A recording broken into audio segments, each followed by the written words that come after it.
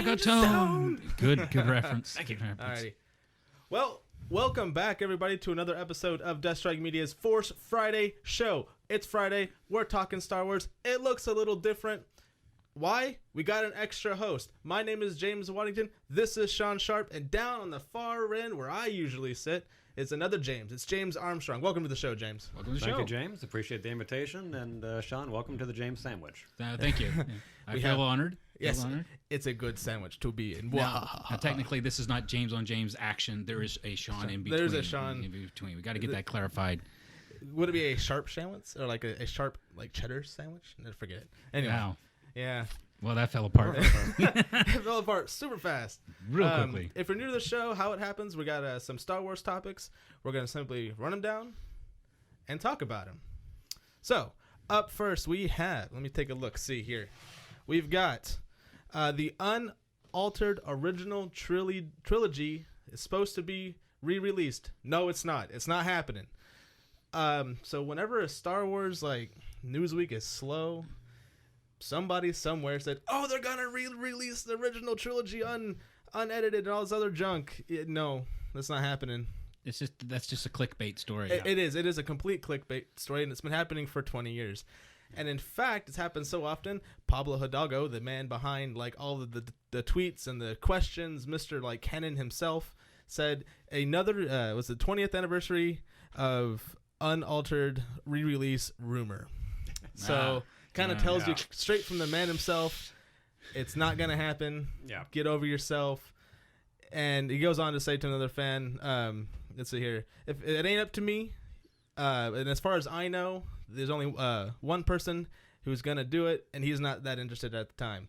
Now, how do you guys think, or see here, why do you think people really want to see the unaltered version, and do you think it's ever gonna happen? To give it to James Gross statement. Well, I hope so. You know, I've been thinking a lot about this since you brought it up, and yeah, we hear that rumor every year alongside the clickbait or April Fool's joke that they're going to resurrect Firefly on Netflix or something. It just, it happens all the time. And, Serenity. But it's just not going to happen, and it's unfortunate. You know, last year I do remember that the Paramount Theater here in Austin, Texas, was advertising that they were going to release the original trilogy as part of their classic film series lineup. Right.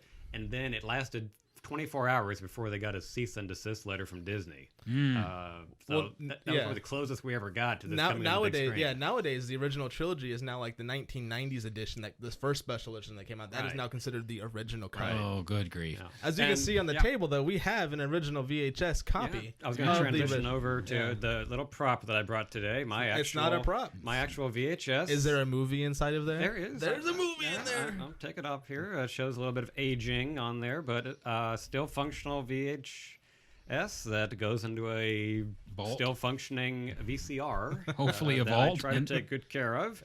But, you know, I think that going back to what you're saying about why we want to see that version of it, you know, you shouldn't be able to rewrite history. Correct. And a lot of people And want to yet see. they are. Yet they do. Well, if you're George Lucas and backed by the House of Mouse, you can do whatever you want. You already do have whatever all the you want. money. Yeah.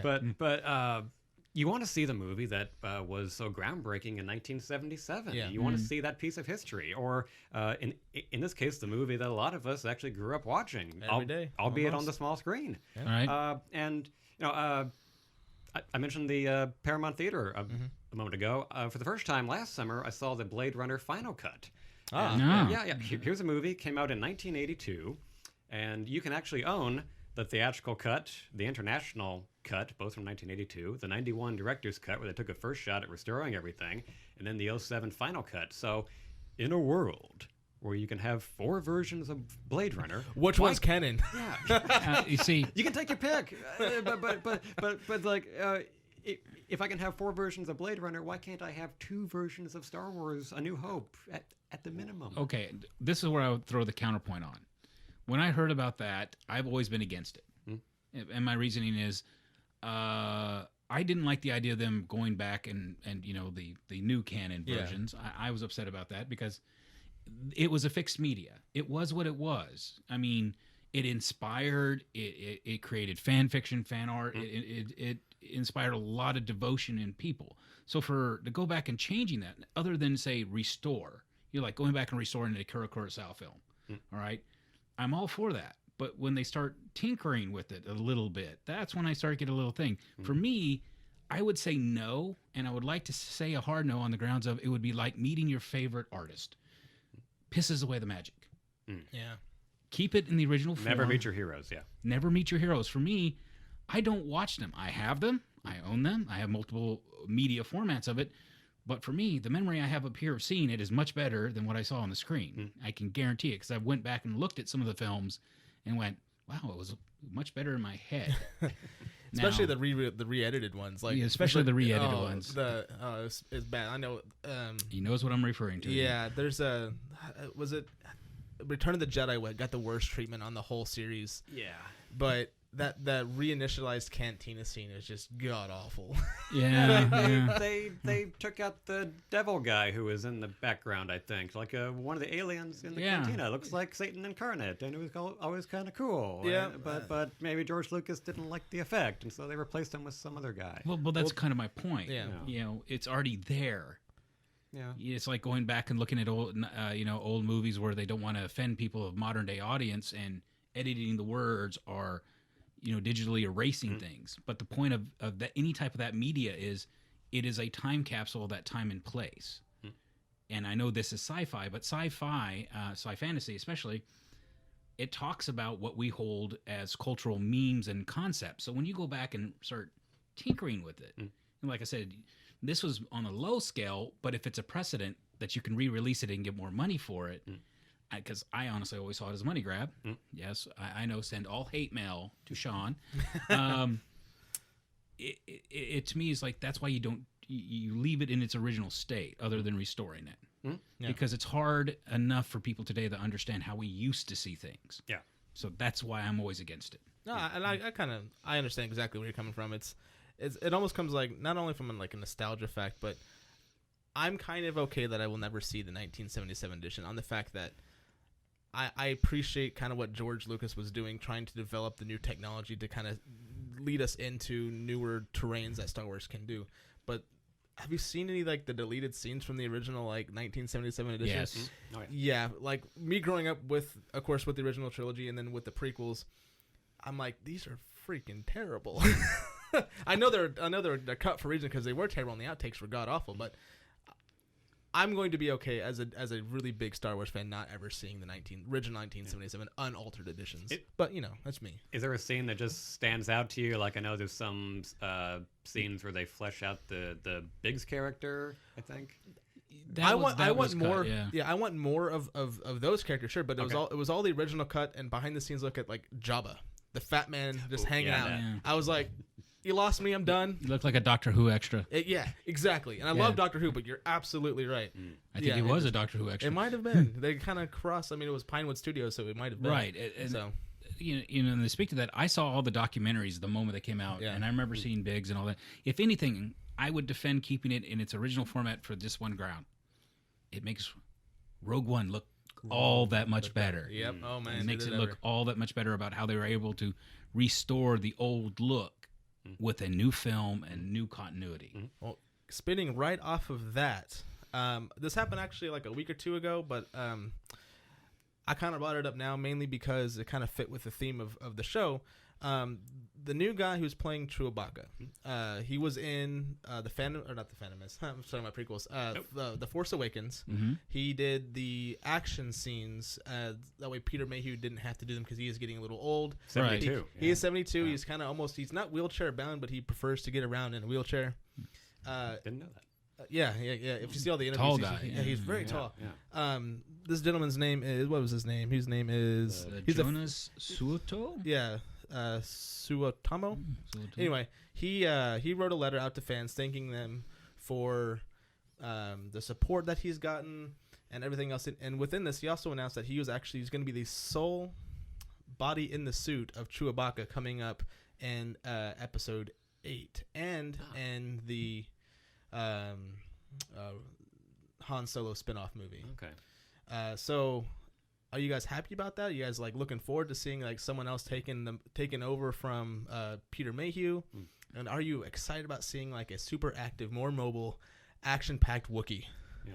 Well, that's interesting because when I first read the notes, I thought that he was referring to episode 9 because I just assumed that they'd already wrapped up on episode 8. They're done with 8. And so I'm kind of surprised this didn't come to light earlier, just because I think we would have noticed if Peter Mayhew was participating. So he might be credited as Chewie, but most of the scenes I'm going to, from the article I read in other articles, that it's going to be mostly this new guy, which I'm excited for because he did a stellar job in The Force Awakens. You really couldn't tell who was who. Yeah. I knew they used Peter Mayhew in all the close-up shots because there's only one Chewbacca, it's the original Chewbacca, face, right? It's the face. Yeah. But this new kid, man, he's killing it.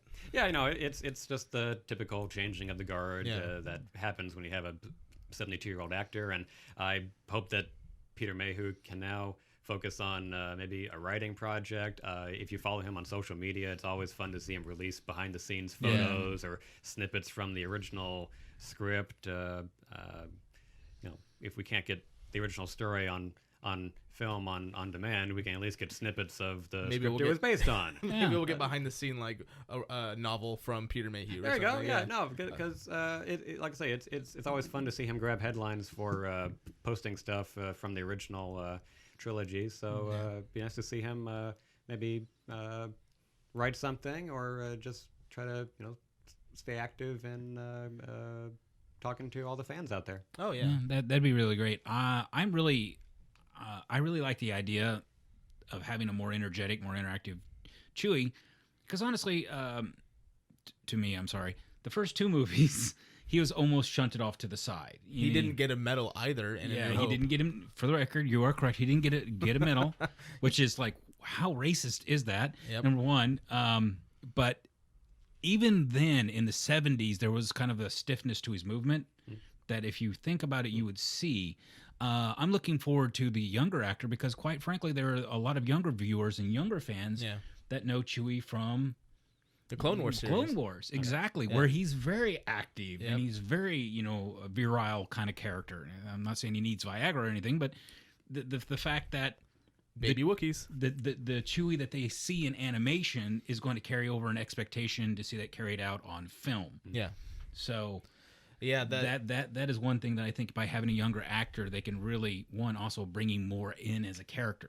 Yeah, going off of that whole Clone Wars thing, in the Clone Wars, you kind of see him like getting like super aggressive in some of those battles. You're like, I want Chewie to do that on the big screen. I mean, he was active. He was, of course, active in The Force Awakens a little bit, and they got, you see him attack Finn, when he's being patched up by him because he got shot on the other thing, but. I just want him. I want him to like start like doing basically what Vader did in Rogue One, to start like ripping fools apart. I mean, that would be really cool. That's how he was in the comics. He was the comics. He'd rip people's arms apart. Yeah. Ironically, he's had more of a role in written media than he ever had on film. And I think people are kind of like, we need more Chewie in life. Right. We need the Chewie. So we need the Chew on this. Bazing. Did you actually see the deleted scene from Force Awakens where he did actually rip a guy's arm off? Wasn't that Ankar Plutt that he had rinsed? Yeah, the Simon Pegg character. Yeah. I did see that, and I was like, that should have been in the movie. That should have been in the movie. But I know Disney's walking a fine line between what's acceptable for, because although Star Wars is a middle of the road family film mixed with action adventure sci-fi or sci-fantasy, that scene, although I loved it, and I loved the Vader scene in Rogue One. But they're walking a fine line, like ripping people's arms off. I mean, cutting limbs off with a lightsaber is one thing, but having a being ripping somebody else in half, that's a little brutal. But I loved it.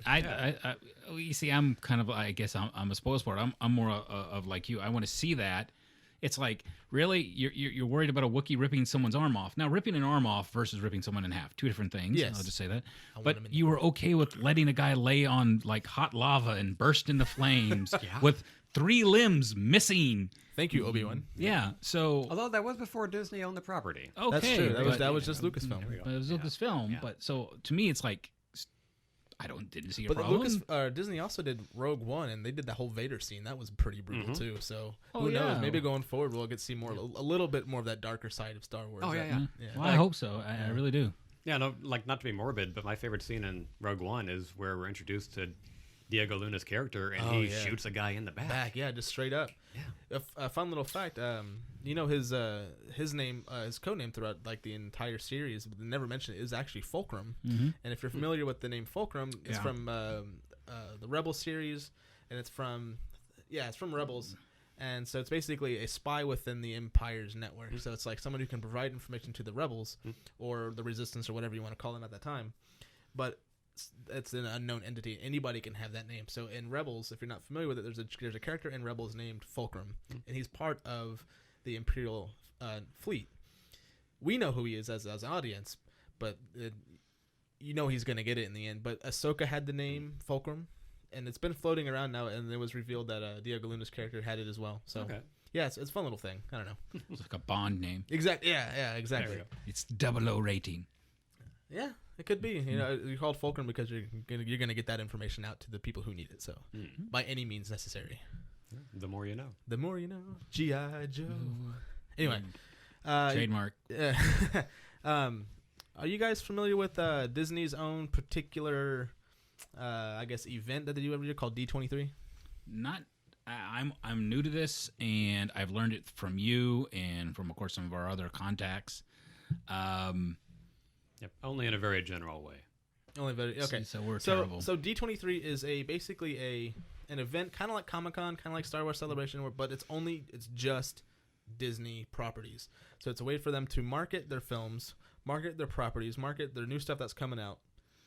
And a fun little tidbit that's actually been circulating, and it hasn't been 100% confirmed, but it's pretty damn likely that they're actually going to announce the name for the untitled Han Solo film at D23. Now, saying that, last year at Celebration, they didn't really do a whole lot of new revealing. They had some cool stuff from Rebels, and they of course, showed the Rogue One stuff, but that was really all they did. Now they're pulling one cool aspect away from this year's Celebration. Do you think that's a good idea, considering what kind of they ripped off people last year from not giving them a whole bunch of new stuff? As someone who's gone to festivals, not necessarily Star Wars, but the issue that I think Celebration kind of got short shrift last time. Yeah, this would be a way to really reward the fans. You look at the people who go to Star Wars Celebration. These are the guys with the outfits. These are the guys in the armor. These are the guys that do charity events. Yep. These are your hardcore fans, and honestly, as a production company, you should reward them. Yeah, of course they're gonna have other things they're gonna like announce. Like I'm sure they're gonna show the trailer for Episode 8. They're probably gonna announce some other new stuff. But it's a lot of people are anticipating that Han Solo thing. So no, sorry to interrupt. No, it's fine. I really think since they have such a loyal, dedicated fan base where you have fathers and mothers, connecting to kids now. Yeah. Over this, I think that should be something maybe pulled away from D23 and used for the Star Wars events. I think so too. Yeah, having that one extra thing. You could have a Han Solo panel. They bring the producers and the writers, and of course Alton Ehrenreich and everyone who's going to be involved in that, like Danny Glover or Donald Glover. Not Lethal Weapon. Not Lethal Weapon, my guy. The other one. He's too old for that. You never know. He could be a cameo. Anyway, yeah, bring them on stage, show some footage, show the title. That'd be cool. That's kind of what they should do. But holding it at D23 is like, you're already paying to go to one particular Star Wars thing. You're going from Orlando to probably Anaheim. It's a lot of money for the fans to go, like, just to get an extra little snippet. So it's like, what are you doing? Your thoughts? Well, I would just say from a marketing standpoint that I would focus on the movie that is just up next, which is Episode 8. Exactly. Yeah. So if you're gonna get the Episode 8 trailer, I think that's a reward in itself, just to get that first tidbit of it, and then maybe. Well, I'm looking forward to it. Yeah, exactly. So just focus on the next movie in your lineup, and if you're gonna add something from the Han Solo feature. If not the official name, one thing I've been noticing the last several months is that they make a big deal out of showing the first official cast photo. They did that already with the Han Solo. Oh, they did? Yes. I must have missed that. You got to watch the last episode. Okay, darn. Catch up, man. Exactly. This is episode 5 we're on. Hey, go to 4. I think I'm only on 3 right now. He's catching up, man. He's catching up. Still got my homework to do. So earlier, I think it was like a week ago, last week, they actually put out a cast photo. Now it was I wouldn't say it was an impromptu. I would say it's more of a casual photo. So they're they're sitting in the Millennium Falcon. Oh, okay. But the Millennium Falcon looks new. Like all the details around it, you can kind of see it looks unused or unworn. But it has the entire cast all in street clothes. except Chewie. Chewie is Chewie, kind of hanging over the whole crowd going, "What's up, guys? I'm Chewie." It's a good photo. You got to wonder about that photo. Did he show up going, "You guys said show up in costume"? I spent 12 hours in costume getting ready.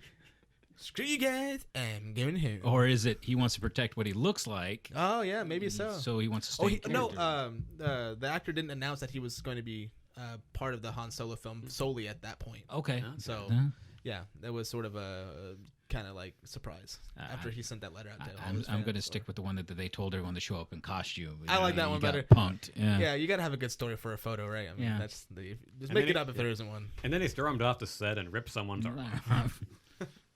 Yes, they did. Anyway, so we've got a couple of other stories, but they're going to be kind of spoilery stories. Spoilers. So above I did no research for this. Over his head, you'll see a spoiler little logo. So if you see it, it'll be here, I promise. I promise you it's going to be there. As soon as you see it go, spoilers are done. You can continue watching. Do what you got to do. Spoilers. We're having spoilers. Spoilers. Well, potential spoilers. Anyway.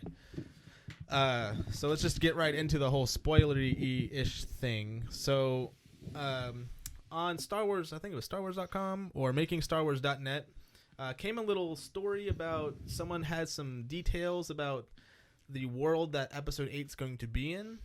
And of that world, it kind of gives you little bits of like where Snoke is or what he might be up to, where Kylo Ren might be up to, and some other little tidbits here.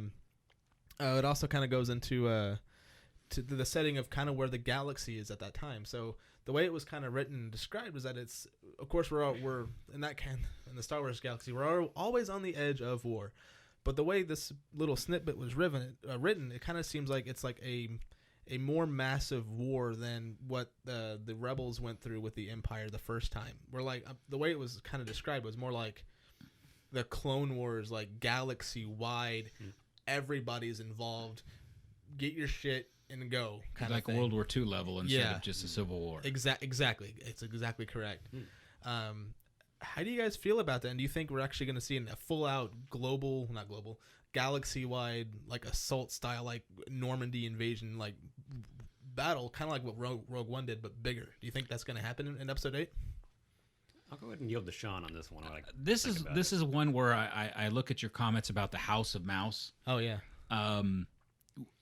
I would like to see it, and I think they will try to do something like that because of the responses they've got from other projects, like Rogue One. But I honestly have a feeling that if they did it, they would do it as animated or CGI. Yeah. Mainly because, as you said, they want to pull back a little bit, the House of Mouse. Yeah. Whereas with the Clone Wars, they really inspired and had the feel of World War II news footage that helped kind of like flesh out what was going on in the galaxy. That was the animated show. I was more talking like Attack of the Clones Episode 2, like where they had like the Battle of Geonosis, and you had like, of course, Mace Windu kicking that ass in that arena. Something on that kind of scale without CG. I'm talking about like with real actors, like full on. I understood, but I'm also stating that since House of Mouse may want to feel like a pull back on the level of war. Oh yeah, and it's also I think production wise a lot less expensive now. They don't have a shortage of cash. No, they got Beauty and the Beast coming out in like next week, so they're gonna get last year $200 million. $6 billion for all their movies. Yeah, it was the first time any particular company got more than like $5 billion in a year, and they topped that out with $6 billion. Write me a check or something. I don't know. The two reasons I'm taking back to your fans or something. Two reasons I'm taking the path I'm taking is one, keeping the darkness level under control. Yeah. Number one. Number two, it allows them in production-wise to have absolute control of everything. Also true.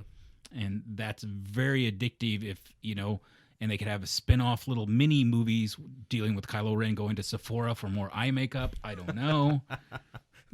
He wears a lot of black. He does. I kind of hope that they kind of address how he became dark in Episode 8 because I do want to see him evolve as a villain and go way darker. I mean, Darth Vader was dark. I mean, he killed younglings and he killed the Sand People, and he was a dark character. Ultimately, of course, he was a whiny baby in the actual movies, but the Clone Wars, he was good. Theme. But yeah, there might be a theme there. Who knows? But yeah, I like where you're coming with that. Is Disney may want to pull back a little bit. Don't want to overwhelm the audience with flat out like heavy violence, stuff like that. Maybe a hint to it. Mm-hmm. Just I hope they don't make it all CGI. Yeah, it's like it seems like what you're trying to get at is what's the breakdown going to be between CGI and actual model making? Yeah, model making and live action. Live action. Like even in a movie like Rogue One, where they had great attention to detail and actual characters in costumes, the climactic space battle is mostly still CGI. And they did. They pulled that. Some of the scenes they actually pulled out original footage from the 1977 edition. So I was like, yes. But you're right. It was heavy on the CGI, and CGI has come a long way since the prequel movies. Yeah. So hopefully, all the fears like me, like don't make it CGI heavy. Hopefully they've learned their lesson from 3 films they kind of did that with, and make it better. I only have one solid thought on this. Like I think I told you before the show, I purposely did not read up on that rumor because I do not want movies to be spoiled for me. Right. And I like to go into the movie, have an experience, react to everything as it's happening.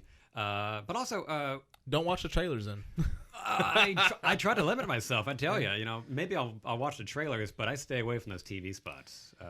Some of the TV spots give a ton of stuff away. Yeah, but complaining about trailers is a whole other topic. We could do a whole show on there. Do a whole show on trailers. We might have to. Lies that they tell you. But also lies, deception. Sorry. I should know that reference. That's from Rogue One. That's the character played by Forrest Whitaker. Okay, there you go. Sorry, I also cannot remember anyone's name from Rogue One. Yeah, I'm terrible at names. Like I have to go. It just escapes me every time. Yeah, apparently all 3 of us suffer from some form of brain damage because when I see Forrest Whitaker, I can't stop thinking about Fast Times at Ridgemont High. That's such a good movie. The Last King of Scotland. Very good movie. So, I see him with a breathing problem. It's like, I told you to lay off the menthols, man. Anyway. Getting back on my train of thought is that also, over the years, I've just read so many internet rumors that turned out to be complete bunk. Right, and that's actually kind of funny. You go, don't be like that, don't be like, it's not like that. Yeah, exactly. A friend of mine who is a big Star Wars fan read a few rumors about Force Awakens when that was still in development. And he would boast about how, man, I really like this supposed story arc going on where Han Solo is now a galactic senator and his character takes an interesting direction. None of that was true. No, he was always a smuggler. He was always a smuggler. Han Solo is not a politician. He is too much of a straight-talking, rugged, scruffy-looking nerf herder. Shot first. Yeah. And he shoots people first. Well, name the second time.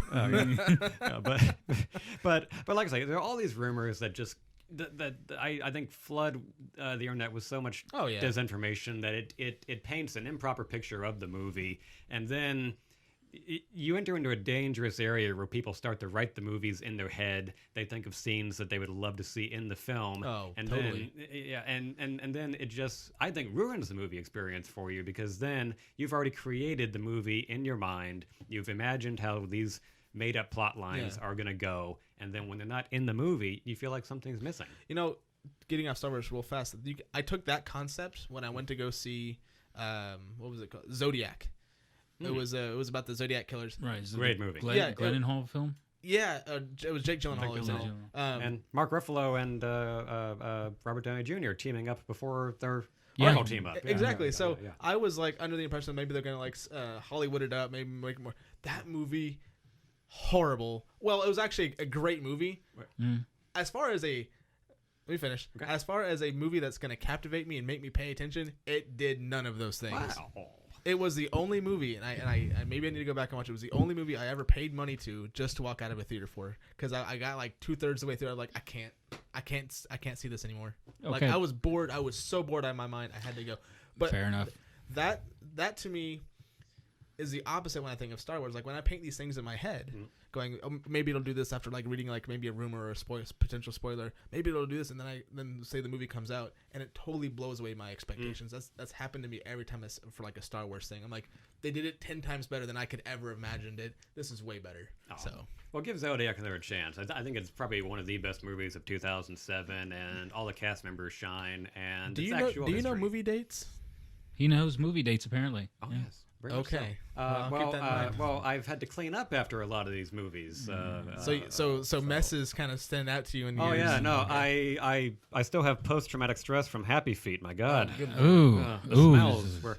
Well, I know a certain I don't know him personally, but I know of a certain internet or even TV personality that you might have to go up against in some sort of showdown of movie dates. I think I know what he's alluding to, and I would accept that challenge. Anybody know the name Scott Mance? Scott the Movie Man Mance? Scott the Movie Man Mance, a man who needs a date. Yes. Obviously. Anyway. Moving on.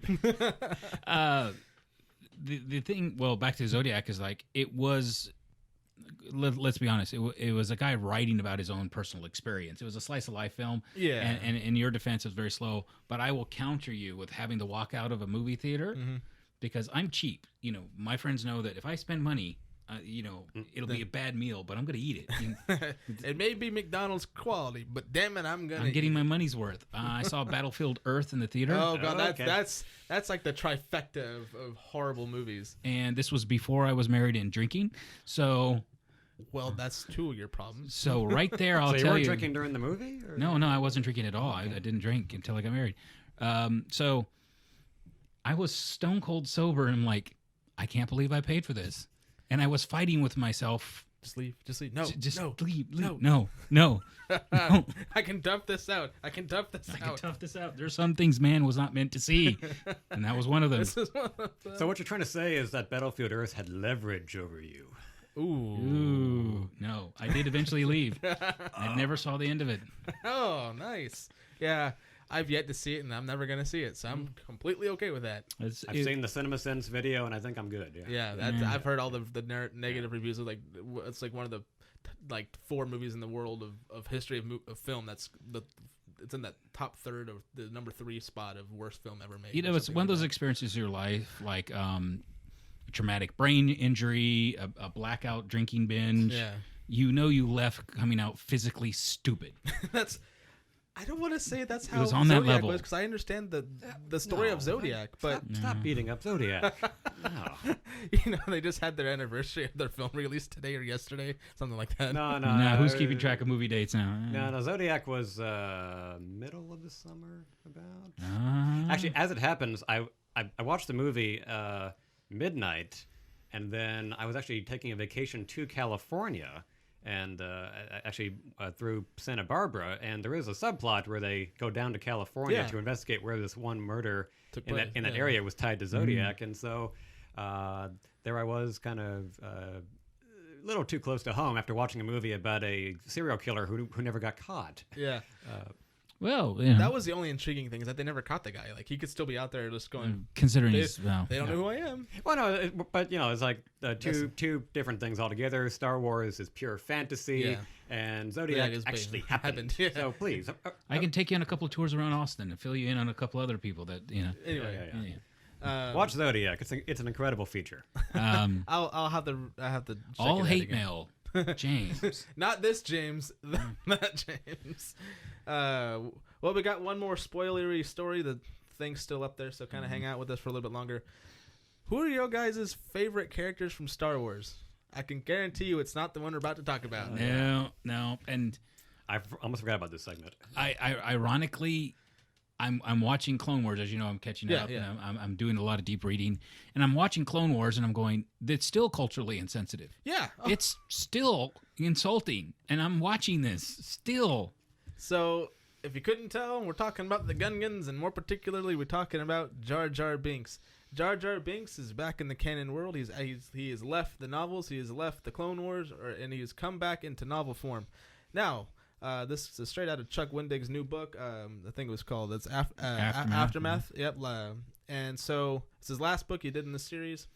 Kind of tells us a little bit about the whereabouts of what Jar Jar's been up to and what he's been going on.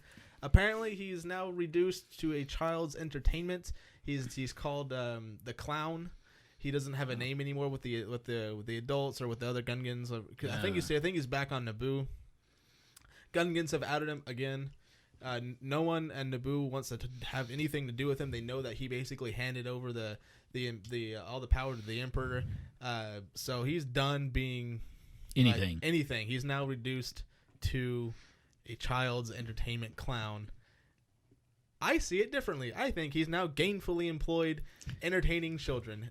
Do you guys think we needed to know about Jar Jar Binks' whereabouts? And are you excited to know that he is entertaining children to this day? Well, that was George Lucas's intent all along. It was. No, you're right. It's like I can remember pre-internet reading a movie magazine where they previewed the prequels, and George Lucas said, "We have this great new character called Jar Jar Binks, who I think is really going to entertain all the kids." You sound just like George. Thank you. I was kind of practicing last night. He grew the whole beard just to be able to do that, right? Overnight beard. Yeah. But no, I mean, he wanted the character to be an entertainer. And yeah, now we have some finality, and why not? I mean, I actually remembered the second time I got to watching Rogue One, I got to talking to someone beforehand, and they said there was a rumor going around there, or that a friend had told them, that in the movie, in Rogue One, when they get to the planet Jeddah, that supposedly Jar Jar was somewhere in the background. I didn't hear that. Yeah, that there was some kind of hidden Easter egg. I never went to go look it up on the internet to see if anyone else had noticed that. But I guess the where I'm going with that was that the spoiler alert is that some way somehow that was maybe their way of saying Jar Jar was on the planet when it got hit by the Death Star test, and maybe he's dead now. Wow. So this is at least a happier ending for Jar Jar than that scenario some people might have concocted. So obviously, Rogue One takes place before the A New Hope. A New Hope. Thank you.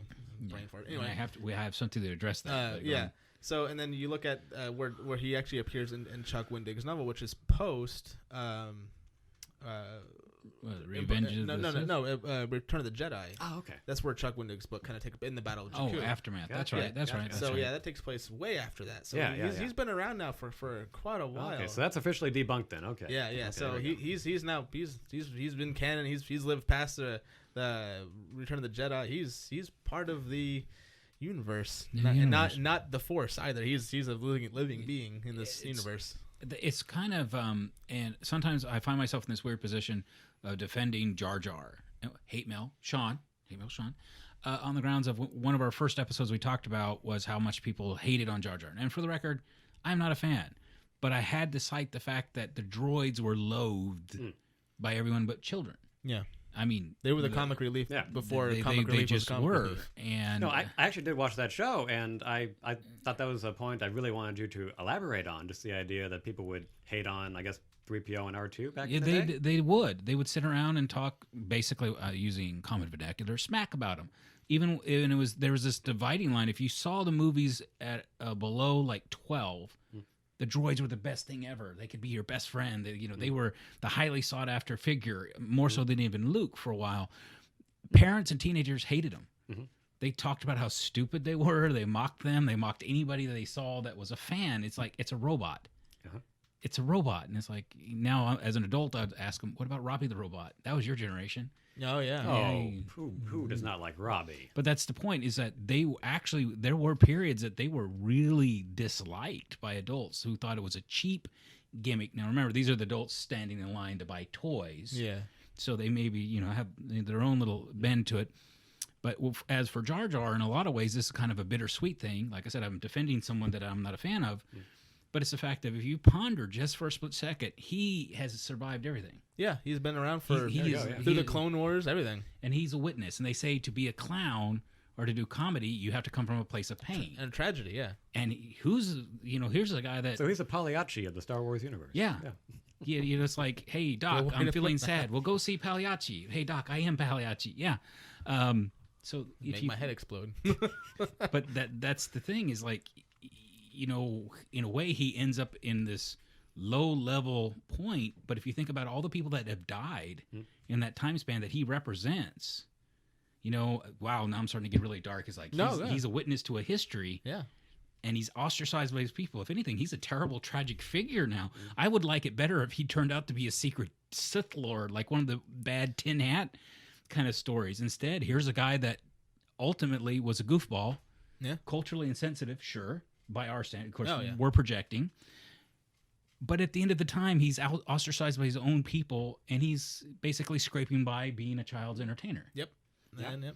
I mean, that's pretty harsh. Yeah. You know, you go from being a representative for your people in a Senate to now you're the only thing that they're allowing you to do besides survive is entertain their children who are now the children that I'm actually referring to as actually refugees from the galaxy-wide war that's been going on. Naboo has been turned into like wow, that's even worse. Yeah, so he's entertaining refugee children that he's responsible for. No, he's just entertaining them. Like he's leaving out. Yeah, kind of, sort of. You know, mental pain is a thing. So you have this character Jar Jar Binks who's now being paid either in tips to entertain the refugee children, so they don't have to worry or think about what the evil things they just saw from the war. So that he may partially partially responsible for. Yep. No, I'd almost forgotten about that part until y'all brought it up. So this is actually a much happier scenario than I can envision.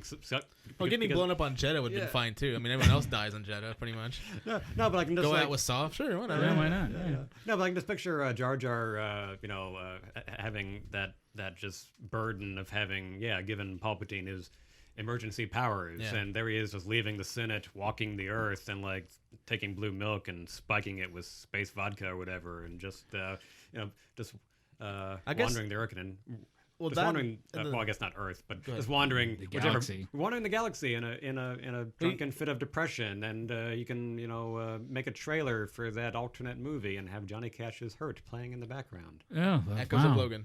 Yeah. We have. I just remember that the last time we saw Jar Jar Binks in film was actually on the planet of Naboo in the funeral procession of Queen Amidala, or actually at that point it was Senator Amidala. Yeah. So not only does he have to think about, like, he kind of caused her demise and everybody else's, but he never got to leave Naboo after that. He's like, I need to leave the planet. You ain't going nowhere. We're not giving you a ticket, son. Nope. We want go back we home. Can see you. Meesa people don't want me no more. Yeah. Tough shit. Sucks to be you, kid. That's sucks right. to be you. There was an immediate recall effort, and Senator Binks got removed from office. Exactly. Yeah. That is absolutely correct. But if anyone on the internet could do a crossover trailer where you like have a Logan style trailer that has Jar Jar in there, could someone please make that? That'd be awesome. Yes, definitely. It's above my skill. We would promote that hardcore. That would be fantastic to see. Absolutely.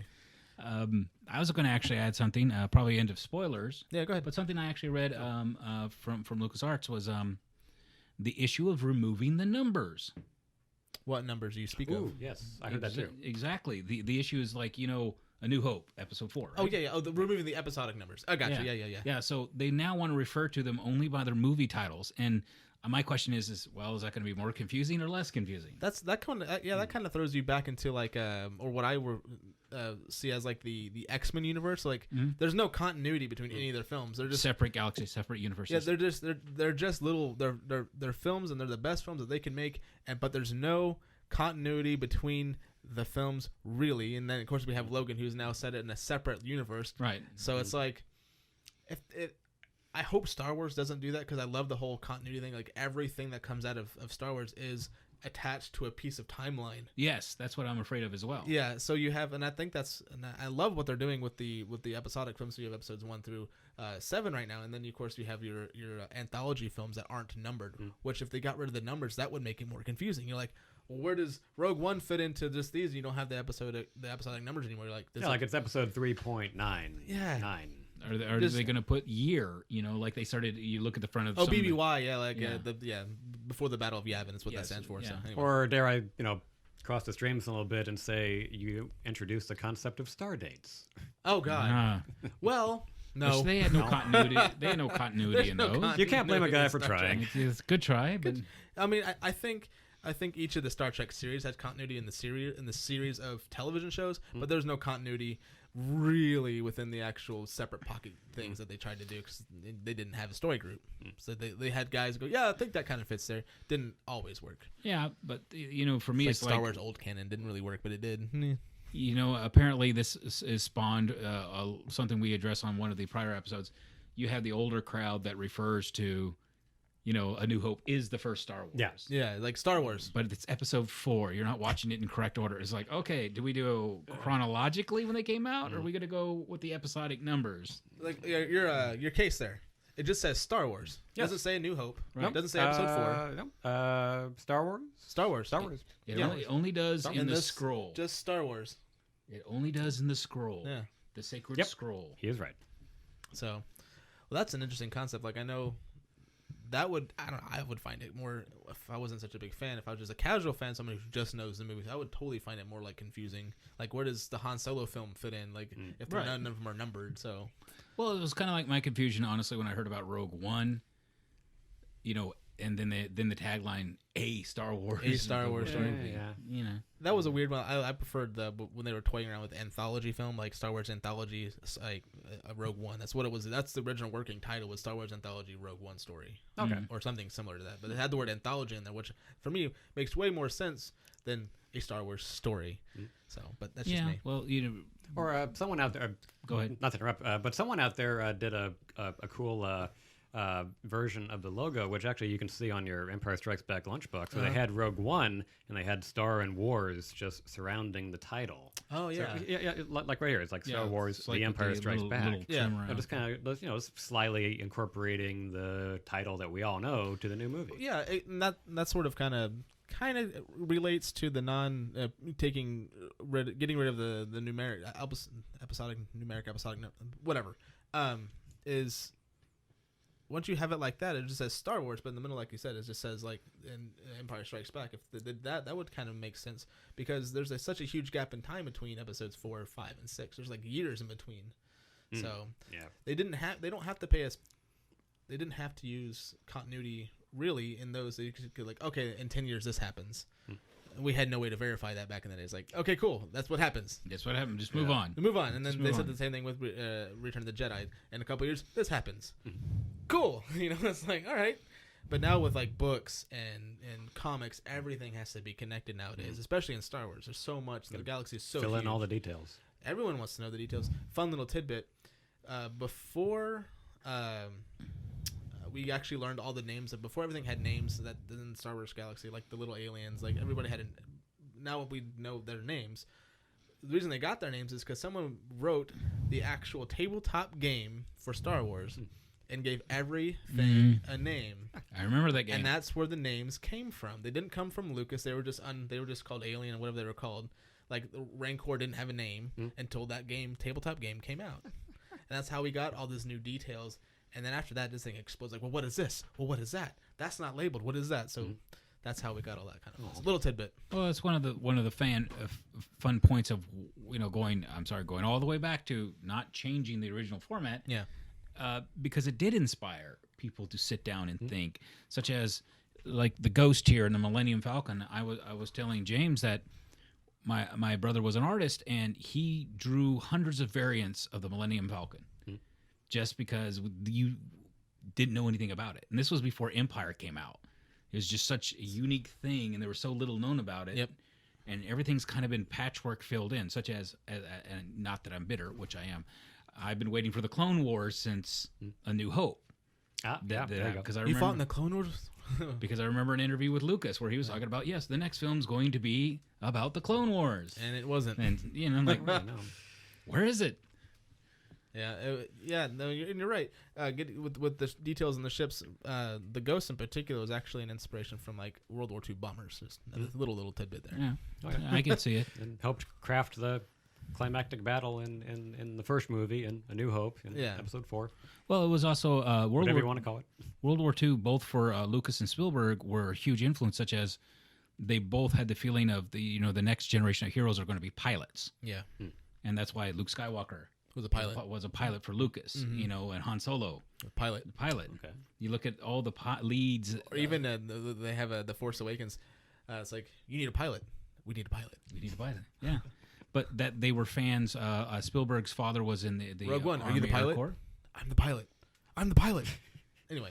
But also Lucas had a love for the legend behind fighter pilots. Yeah. Spielberg and Lucas both. Yeah. Yeah.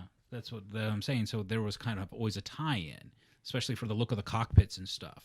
If you look at the cockpit's interior of X-Wings, they look very much like from what I understand, and feel free to correct us, please comment, they look like the Mosquito fighter bomber that was a British design. And it's almost, you look at the cockpit of the Millennium Falcon, it's almost identical. It was one of the few fighter bombers that had people sit side by side, not like this. Yeah. Okay. So it had and it also had a weird rounded dome canopy. I mean, literally, it's like, we need a prop to flesh out the ship.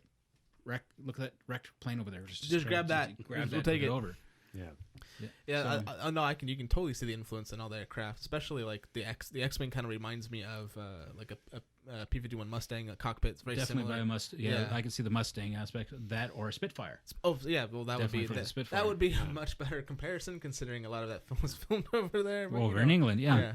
And I'm trying to think of what a comparable, I guess, plane example would be for where the TIE fighter came from. Like the Empire's... that would be a Japanese Zero. Japanese Zero, okay. Well, if we're going one-to-one analogy... You got the Imperial... you yeah. got the Japanese Imperial fighter pilots and the Navy, and then you have the Allies. It makes sense. Yeah, I know, but then you got the gray I'm probably aesthetic of the completely TIE wrong. fighter and like the cockpit window of the Zero. I don't think there's... Okay, so resemblance to a TIE fighter. we're kind of wobbling on the whole cockpit thing, but I was about to say, if anything, it reminded me of I'm probably B-17. wrong. Yeah, B-17. That, B-17. The windows. Yeah, with the gun windows. Yeah, because you have a round window in front of you and the round dome windows, and you see the TIE fighter pilot sitting. He's sitting in a bubble. Yep. Like they formed a bubble and then stuck wings on it. That always reminded me of the front end of the Millennium Falcon where the pilot sits and stuff like that, because that's kind of what it always reminded me of that, but that's just me. No, that's fair enough. I mean, side by side, see, the whole side by side thing. Yeah. Or even just the dome window. Yeah. I don't know. It's kind of like Star Trek. They have no windows. In the original Star Trek, if you think about it, they have no windows, and they just had projectors like on a screen. Yeah. On screen. Yeah. Yeah. But yeah. Well, Weird. I'm out of topics. Anybody got more topics? Yes, I've been doing homework and doing a lot of 10-hand reading. Good. The issue of and this has got to put the spoiler thing back on. Now, if you're a dedicated fan, unlike me, who's catching up, one of the big questions everyone's waiting to be resolved is Ahsoka dead? I think it's hashtag Ahsoka lives. Character from Clone Wars. Anyway, Clone Clone Wars and the Rebels. So a little breakdown on Ahsoka real fast before you get into it. Ahsoka Tano is, right there on top. She is the Padawan of Anakin Skywalker. I did get a mini briefing before the show, so there we go. Yeah, so Padawan of Anakin Skywalker while they were both in Jedis. She is one of my reasons I love Star Wars. She is like a tragedy in Star Wars. She gets not really betrayed. She gets kind of betrayed by the Jedi Order. She says, "F this, I'm out," and goes on her own adventures. It breaks Anakin's heart. It's one of the reasons he kind of goes dark. He's like, I kind of understand where you're coming from. The Jedi Order kind of outs you because they didn't trust you, stuff like that. And that's awful. I mean, if you learned anything from Episode 3, it's that a broken heart can be fatal. You think? Yeah. How going forward, she did her own thing for a while, and then she shows up from the Clone Wars TV series to Rebels as as an adult Force user. She's not a Jedi because she left the Order, but she's a Force user. She re-meets Anakin as Darth Vader. They have a big fight, and you never see the only thing that you see at the end of the fight is Darth Vader walking away, but he got his butt kicked. He's walking away with a limp. He's got his helmet slashed. Like he took a beating. But the last thing you see of Ahsoka is a pan-out shot, very fast pan-out shot of a figure in a doorway. That kind of looks like Ahsoka. Yeah. So they're going for some kind of killing joke, widely interpreted ending that just lets you imagine what you will. Right. I'm just catching you up. Go on. Nice. Oh, so she's a wildly popular character because you get to see her grow up in the Jedi Order. Yep. And also, it's like the burden of Leia when she realizes, holy crap, my father was Hitler. That kind of thing later in life. Yep. When she realizes that Anakin is actually Darth Vader, because she does realize it a little bit before she actually fights him, and she's like, "You're Anakin." She keeps calling him Anakin. Yeah. She's like, Anakin is dead. So, but Yeah, of course, so- Where is that in the timeline? So- Before Rogue One. Yeah, before it actually happens. So when they meet in the first movie Yes. on the ship at the very beginning, she's aware that Vader No, is no, her no, dad? no, no. Wait. Are you talking about Leia or Ahsoka? Yeah. Leia, sorry. I thought Leia came up at some point. No. So Ahsoka It's okay. did not know that that Anakin survived the Great Jedi Purge, Order 66. Order 66, and she did not know that Darth Vader was actually Anakin. Now she had because she was a Force sensitive person, she kind of felt his presence throughout her growing up and little situations that she had to go into. And then when they cross paths with him, she has a very strong feeling that he fights very similarly to Anakin. And then later on, she has a vision and realizes it's him, and then she confronts him. Because if we learned kicks his butt. So either way, if Ahsoka is dead, she goes out on a high note by at least putting some hurt on Vader. So it's good stuff. I didn't interrupt. Yeah, I think I got thrown off by the reference to Leia realizing her dad was Space Hitler. So. Probably Jedi, Return of the Jedi. Okay. So, yeah. I'm out of my element. I'm going to sit back for a little bit now. No. Oh, come on. Well, but wow, I actually know something more than someone else from once. I'm not the. No, it's just the issue of there's been a lot of artwork released by David Filoni. Oh, Dave Filoni. Yeah, sorry. Yeah. I'm mispronouncing words. That is my thing. That's okay. And there's a lot of symbolism over like a bird owl creature, a Corvar that follows her around. And so a lot of the speculation is once again speculation. People, tin hat. Yeah, I don't sleep a lot. The issue is that this was a symbol of her passing on because owl has always been tied to, the metaphysical. Yes. And also especially transferring from the daylit world into the nighttime world or into the underworld. And some of the artwork that's been released really shows Ahsoka literally doing something like from a Greek tragedy on the fact of she's following this owl into what looks to be an underworld or a dark cave complex. Yeah. A lot of heavy symbolism there. And I know exactly that symbolism because it kind of carries over into the newer seasons of Rebels. Like after we re-meet Ahsoka and she has her fight with Vader, you see those owls pop up in a couple of the episodes after that. And those are all, again, always associated with like Ahsoka or other like super big Force users like the sister and the brother, and stuff like that. Like those always kind of you associate with birds and stuff like that. So maybe I don't know. For me, it's kind of like a tip to the hat that okay, once again he's going hashtag Ahsoka lives. Yeah. Me, I think she's deader in dirt. Well, the hashtag Ahsoka lives was made by I think it was either fans, but it was adopted by the voice actor of Ahsoka Tano, Ashley Eckstein, and she does not. She might know now whether or not Ahsoka is alive or dead, but at the time all this was made and stuff, that she had no idea. Like Dave Filoni, although has written all of the scripts and all this, did a lot of the artwork and storyboarding for the season 4 and season 3. Before we're in season 3 now, so season 4 is next. He knows where Ahsoka is, but he is the master of what's the master of deceit? Puppets, deceit. No, deceit. So deception. The master of deception. Thank you. Yeah. So he gives you out just exactly what you want to hear, but in a way that makes you think about it. Okay. And it's always ambiguous. 100% ambiguous. You're like, what? Okay. It's something that straight answer, man. Come on. No. Keep it ambiguous so that when you watch the show, you enjoy the experience. Exactly. That's all he wants. So no. Then he's succeeding. My argument has always been the 2 points. If Vader and Ahsoka both live, then that kind of like reduces Vader in stature. I know a lot of people would argue, no, he's still Vader. He's still Vader. He's still cool. For me, as someone who's done writing and like studied writing, for her to die by the hand of her master. That would be tragedy. It'd be great. And someone she truly, even probably said loved as a foster father. To be destroyed by that person is more of the tragic twist the knife to show you how bad the dark side is and why it should be resisted. It's kind of like, I know it's adding a more dark angle to the story, but it makes all the deaths and sacrifices mean that much more. Oh, no, I agree with you on that one. 100%. So that's why I kind of see it on the grounds of if she's dead, she's part of the Force. She may come back as a Force ghost.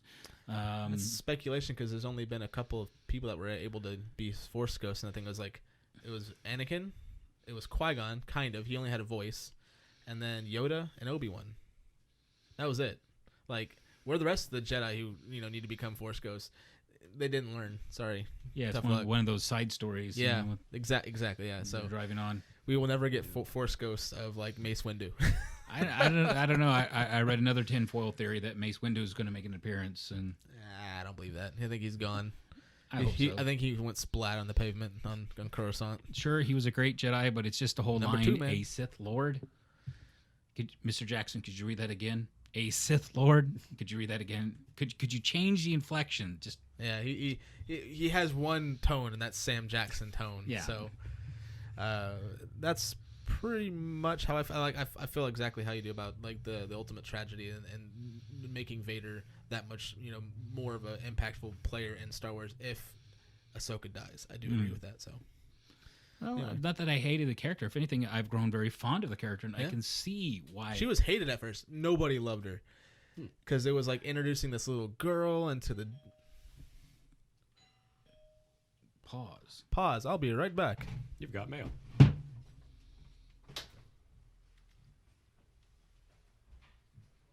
Now, was she introduced in the TV show, or because I know that there was a theatrical feature called the Clone Wars as well, wasn't there? That's back one of in the 08? numbered episodes. Okay. The Clone Wars takes place between, so you have a Phantom Menace, the Clone Wars, right?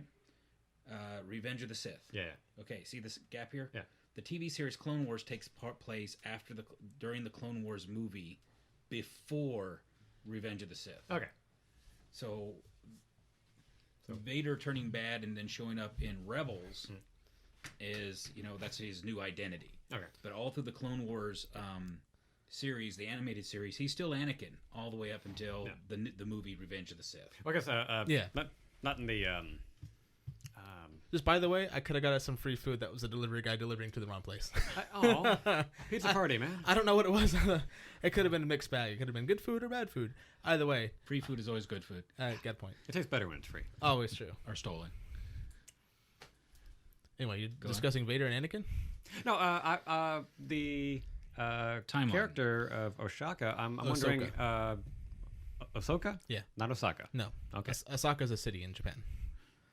That explains maybe why it was in my mind somewhere. It happens to a lot of people, actually.